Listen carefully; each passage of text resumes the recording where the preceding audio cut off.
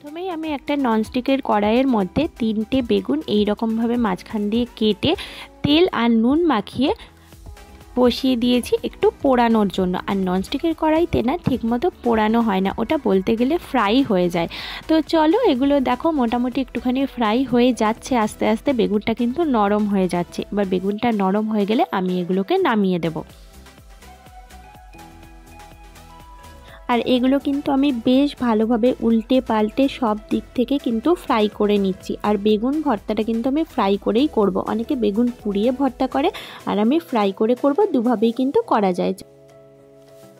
বেগুনগুলোর সব খোসাগুলো কিন্তু ছাড়িয়ে নিয়েছি, দেখতেই পাচ্ছ যে খোসা একদমই নেই। অ্যাকচুয়ালি ফ্রাই করলে কিন্তু খোসাগুলো ছাড়াতে আমার মনে হয় খুব ইজি হয়, সেই জন্য আমি কিন্তু এই প্রসেসেই বেগুন পোড়াটা করি। এবার চলো নেক্সট প্রসেসে যাওয়া যাক। ফার্স্টে আমি কড়াইয়ের মধ্যে তেলটা গরম করে কতগুলো কুচনো পেঁয়াজ কিন্তু আমি এর মধ্যে ভাজতে দিয়ে দিয়েছি। তোমরা বেগুনের পরিমাণ অনুযায়ী পেঁয়াজ দিও, আমি পেঁয়াজটা কিন্তু সেইভাবেই দিয়েছি। আর আমার একটু বেশি পেঁয়াজ দিলে খেতে খুব ভালো লাগে মনে হয়, সেই কারণে আমি কিন্তু পেঁয়াজের পরিমাণটা একটু বেশিই দিয়েছি। আমি এর মধ্যে এবার একটুখানি অল্প পরিমাণ নুন অ্যাড করে দিলাম আর সামান্য একটু হলুদ গুঁড়ো দিয়ে দিলাম। এবারে দেখো আমি এখানে লঙ্কা গুঁড়ো আর কিছু রসুন কুচি অ্যাড করে দিলাম। তোমরা রসুনগুলোকে গ্রেট করেও দিতে পারো, বাট আমার রসুন কুচিগুলো দিলে মনে হয় টেস্টটা খুব সুন্দর হয়, সেই জন্য আমি কিন্তু এরমভাবে কুচিয়ে দিই।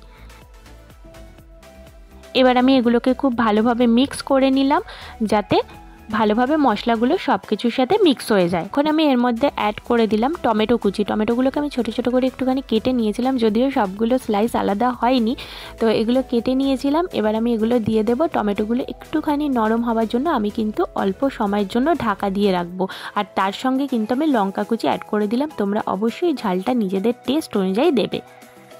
এখন আমি এর মধ্যে কিছু ধনেপাতা কুচি অ্যাড করে দিলাম, যাতে ফ্লেভারটা খুব সুন্দর আসে। আবারও আমি সব ইনগ্রেডিয়েন্টসগুলোকে খুব ভালোভাবে মিক্স করে নিলাম। কিছুক্ষণ ঢেকে রাখার পর আবার ফেরত এলাম। দেখতেই পাচ্ছ সমস্ত ইনগ্রেডিয়েন্টসগুলো কিন্তু বেশ এরকমভাবে মজে গেছে। এবারে আমি এর মধ্যে কিন্তু বেগুনগুলোকে অ্যাড করে দিলাম, আর সমস্ত ইনগ্রেডিয়েন্টসের সঙ্গে বেগুনগুলোকে খুব ভালোভাবে মিক্স করে নিতে হবে। এই খুন্তির সাহায্যেই কিন্তু বেগুনগুলোকে দেখো এরকমভাবে একটুখানি স্ম্যাশ মতো করে দিচ্ছি, যাতে ভালোভাবে মিক্স হয়ে যায়।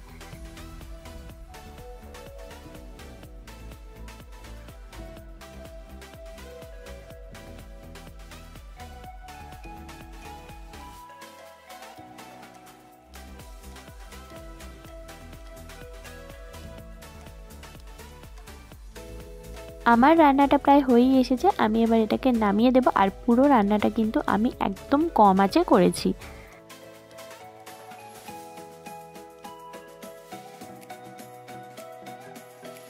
আমার বেগুন ভর্তা কিন্তু একদম রেডি হয়ে গেছে।